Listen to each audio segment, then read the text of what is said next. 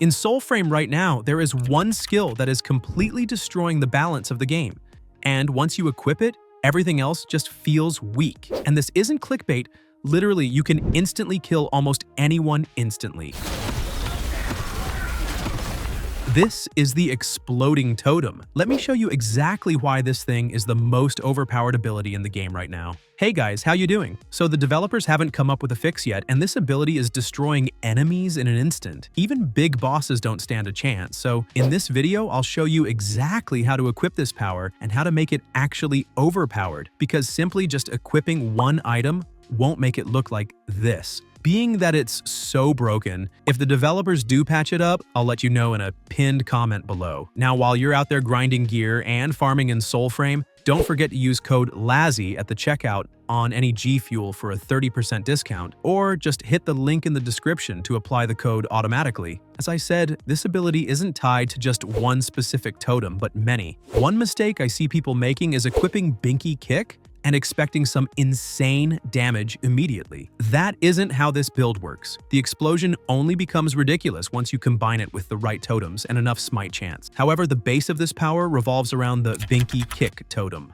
Depending on your virtue scaling, that decides where it should go. My build is focused around Grace, specifically for the arrow hail move that I find smites enemies much easier. So wherever your virtue scales will determine the bonus you get. Before we go any further, it's important to understand how virtue scaling works because it's the reason this build deals so much damage. Every weapon and every totem in Soulframe scales with one or more virtues. Think of your virtues like attributes in an RPG. The higher your investment in a specific virtue, the more damage or effectiveness you'll get from abilities and equipment that scale with it. In my case, I'm running a Grace-focused build. That means any totem or ability that scales with Grace is going to perform much better than if I placed it on another virtue. That's why I positioned Binky Kick on the Grace side. If you're using a different virtue, make sure you place your totems where they'll receive the biggest scaling bonus. Otherwise, you're leaving a lot of damage on the table. For example, a Grace build gets more damage here, so I put the Binky Kick on this side. It has a base of 125 damage on explosion, but because it's on the Grace side with my build, the damage is almost doubled. So just make sure to place your totem where your virtue is scaling.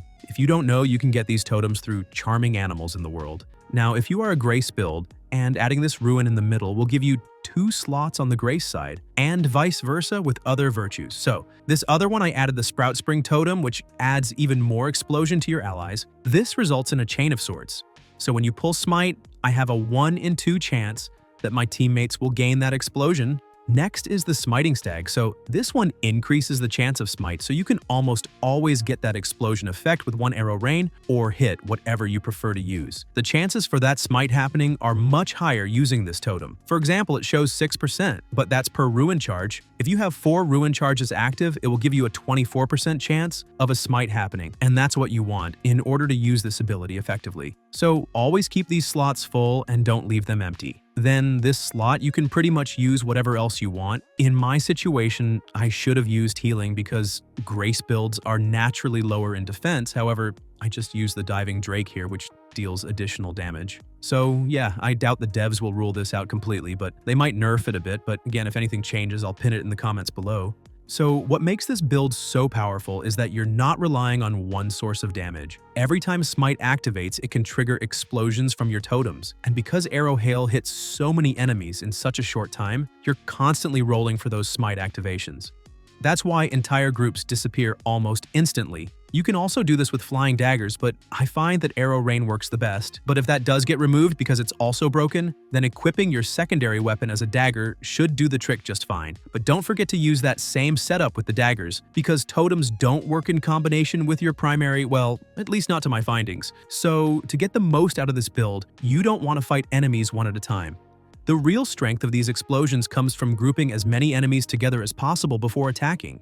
Once you've got a large pack following you, that's when Arrow Hail, or your preferred Smite triggering ability, gets them all at one time and chains your attacks. I've found this works especially well in dungeons when pulling the enemies further in. Doing this solo, the build is already powerful, but in a full team it becomes even more because your teammates can also benefit from the explosion effects and create chain reactions. Also, I'd recommend taking it into sieges. They constantly throw large groups of enemies at you, which gives you plenty of opportunities to stack Smite and trigger multiple explosions one after another. It's honestly one of the fastest ways I've found to clear waves, and watching entire groups disappear from a single chain of explosions never gets old. So as long as you can group enemies together and keep triggering Smite consistently, this build performs exceptionally well no matter what activity you're doing. So yeah guys, that's pretty much it. So if you found this info at all insightful, be sure to hit that like and subscribe button and I'll see you in the next one.